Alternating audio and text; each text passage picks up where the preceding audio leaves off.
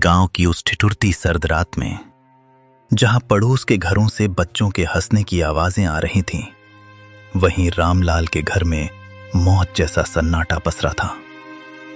रामलाल, जिसने कभी बड़े बड़े भोज में राजाओं की तरह 56 भोग परोसे थे, आज अपनी ही बहू की जली हुई और सख्त रोटियां निगलने को मजबूर था।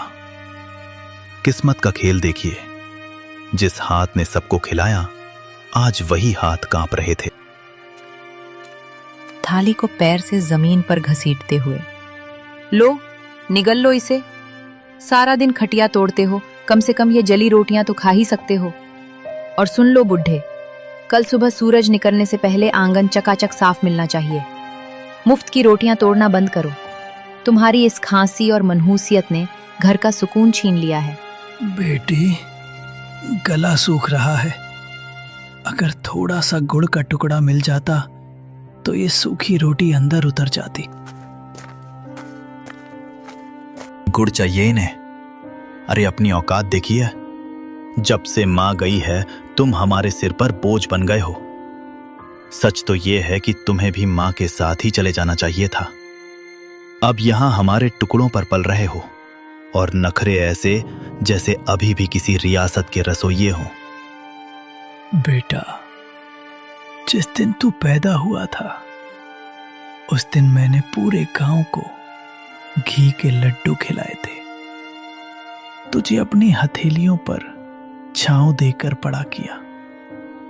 क्या यही दिन देखने के लिए मैंने तुझे काबिल बनाया था? तभी 7 साल का पोता गोलू दौड़ता हुआ आता है और रामलाल के गले लग जाता है। उसकी आंखों में गुस्सा और दुख दोनों हैं। पापा, आप दादाजी को ऐसे क्यों बोल रहे हो? जब मुझे डर लगता है तो यही दादाजी मुझे अपनी गोदी में सुलाते हैं। माँ, आपने इन्हें जली हुई रोटी क्यों दी? क्या आप मुझे भी बड़े होकर ऐसी ही रोटी दोगी? चुप कर गोलू, तू नहीं जानता, ये बूढ़े लोग सिर्फ परेशानी बढ़ाते हैं। जा अपने कमरे में। नहीं जाऊंगा। पापा, दादाजी बोझ नहीं है, ये तो हमारे घर का आशीर्वाद है। आप कहते हो ना कि ये आपके टुकड़ों पर पल रहे हैं, पर दादाजी ने तो मुझे बताया था कि ये घर और ये खेत उन्होंने अपनी मेहनत से बनाए हैं। फिर ये आपके टुकड़े कैसे हुए? गोलू, तू छोटा है, बड़ों के बीच मत बोल। रामलाल का दर्द तो फिर भी खुले आसमान के नीचे था, जिसे हवाएं सहला देती थीं। पर नेकी राम की सिसकियां उन 4 दीवारों के पीछे दम तोड़ रही थीं, जिन्हें उसने खुद अपने पसीने से सींचा था। उसका बेटा पवन और बहू शीला ने उसे घर के पीछे एक ऐसे स्टोर रूम में फेंक दिया था, जहां कबाड़ और मकड़ी के जालों के सिवा कुछ न था। उस अंधेरी कोठरी में नेकी राम का वजूद भी उस पुराने सामान जैसा हो गया था, जिसे अब कोई छूना नहीं चाहता। शीला, उफ, कितनी सड़ांध और बदबू आती है इस काल कोठरी से। पवन, कल इस बुढ़े के बर्तन एकदम अलग कर देना। मेरे बच्चों को सख्त हिदायत है कि इनके हाथ का छुआ पानी भी ना पिएं, कहीं कोई बीमारी ना लग जाए। और हाँ, आज इन्हें रात का खाना मत देना, सजा मिलनी चाहिए इन्हें। आज गलती से इन्होंने दीवान खाने के सोफे पर हाथ रख दिया था, सारा सोफा गंदा कर दिया। बेरहमी से कमरे के अंदर झांकते हुए, बिल्कुल सही कह रही हो शीला। पिताजी, आपकी वो पुरानी डायरी और वो टूटा हुआ चश्मा मैंने आज सुबह ही कूड़े के ढेर में फेंक दिया है। अब आपको पढ़ने लिखने की क्या जरूरत? आप बस इस अंधेरे कोने में पड़े रहिए और अपनी मौत का इंतजार कीजिए। हमारी जिंदगी में दखल देना बंद कर दो। बेटा पवन, अपनी जवानी की एक एक पाई जोड़कर मैंने ये आलीशान घर बनाया था, ताकि तू और तेरे बच्चे सुकून से रह सकें। आज उसी घर का एक कोना मुझे नसीब नहीं। आज मुझे ही तू कूड़ा कह रहा है। जिस चश्मे से मैं तुझे पढ़ते हुए देखता था, उसे ही फेंक दिया। तभी नेकीराम की 6 साल की पोती पिंकी चुपके से कमरे में दाखिल होती है। उसके हाथ में एक छोटी सी पानी की बोतल और अपनी टिफिन से बची शाम का समय था। मोहन अपने घर के बाहर बैठा कुछ पुराने औजार ठीक कर रहा था। तभी बाहर से आवाज आती है, अरे ओ मोहनलाल, कहाँ हो भाई? जरा बाहर तो निकलो। मोहन जल्दी से उठता है और बाहर आकर आदर से हाथ जोड़ता है। अरे पंडित जी, आइए आइए, कहिए क्या बात है? अंदर आइए ना, बैठिए। नहीं नहीं मोहन, आज बैठने का समय नहीं है। मैं तुम्हारे लिए बहुत बड़ी खुशखबरी लेकर आया हूँ। खुशखबरी? कैसी खुशखबरी पंडित जी? अरे भाई, तुम्हारी बेटी गीता के लिए बहुत बड़ा रिश्ता आया है, गांव के जमींदार बहादुर सिंह के बेटे रमेश के लिए। मोहन कुछ पल के लिए जैसे सुनकर यकीन नहीं कर पाता। क्या? जमींदार साहब का बेटा? पंडित जी, आप मजाक तो नहीं कर रहे?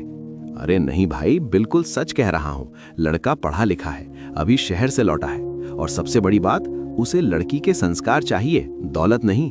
हे भगवान, ये तो बहुत बड़ी बात है। मेरी गीता के लिए इतना बड़ा रिश्ता। और सुनो, कल ही जमींदार जी अपने बेटे के साथ तुम्हारे घर आ रहे हैं गीता को देखने। तुम बस तैयारी रखना।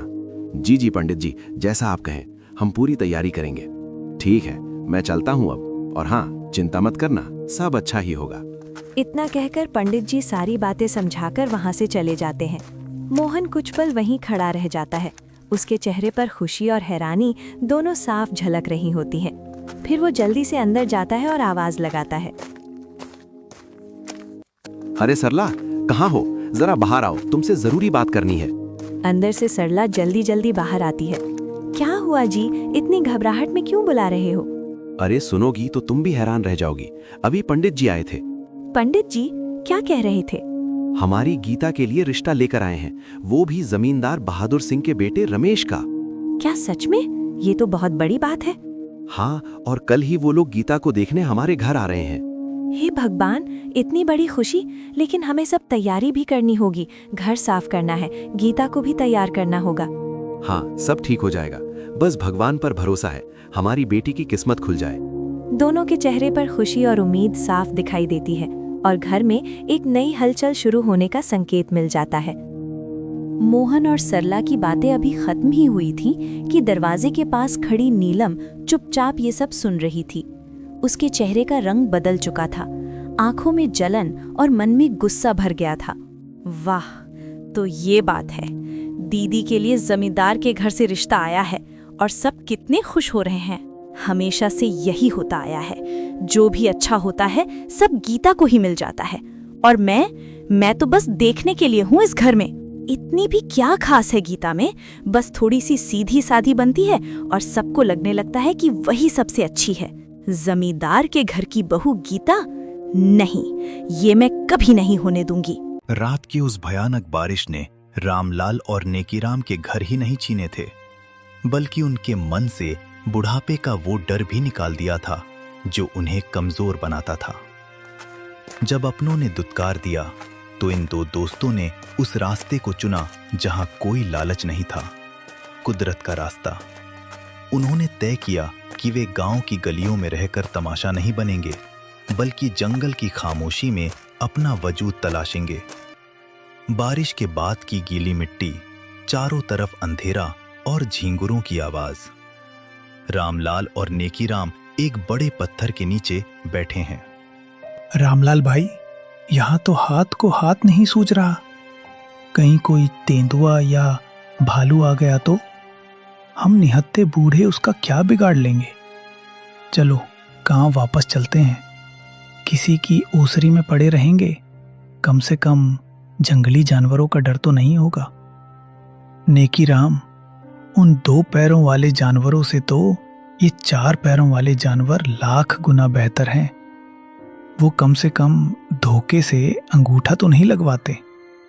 रही बात डर की, तो डर को अपनी लाठी बना लो। कल सुबह होते ही हम यहाँ अपना ठिकाना बनाएंगे। पर कैसे भाई?